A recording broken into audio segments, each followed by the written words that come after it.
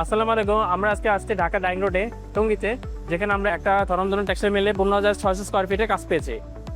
এখানে আপনারা দেখতে পাচ্ছেন যে ফ্লোরের কি অবস্থা।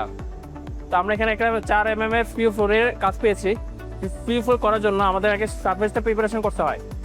প্রিপারেশন করার জন্য আমাদেরকে মোটামুটি স্টেপিং টিপিং গ্রেডিং সব ধরনের যাবতীয় যত কাজ আছে সবগুলো করে নিতে হয়।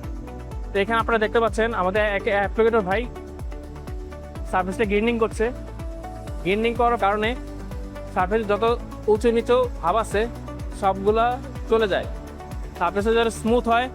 এই যে ফ্লোর কোটিং অথবা পিও ইপক্সি করার আগে সারফেস প্রিপারেশনটা হলো সবচেয়ে গুরুত্বপূর্ণ স্টেপ। আর এই প্রিপারেশনের শুরুর প্রথম স্টেপটাই হচ্ছে গ্রিন্ডিং। ফ্লোর গ্রিন্ডিং করার মাধ্যমে এই যে ফ্লোরের যে উইক সারফেসটা আছে, যে আনইভেন সারফেসটা আছে, যেমন এই যে দেখতে পাচ্ছেন যে এই ডাস্টটাকে রিমুভ করা হয়। এমনকি পুরোনো কোটিং থাকলেও এটা গ্রিন্ডিংয়ের মাধ্যমে রিমুভ করা হয়। গ্রিন্ডিং করার কারণে এই যে আপনারা দেখতে পাচ্ছেন যে গ্রিন্ডিং করার আগে সারফেসটি কীরকম আনইভেন দেখা যাচ্ছে, হ্যাঁ। অ্যান্ড গ্রিন্ডিং করার পরে আমাদের দেখা যাচ্ছে সারফেসটা কত ক্লিন, আনইভেন সারফেস চলে যাওয়ার কারণে সারফেসটা কত স্মুথ। এর ফলে কি হয়, পিওর যে বন্ডিংটা ফ্লোরের সাথে আরও স্ট্রং হয়।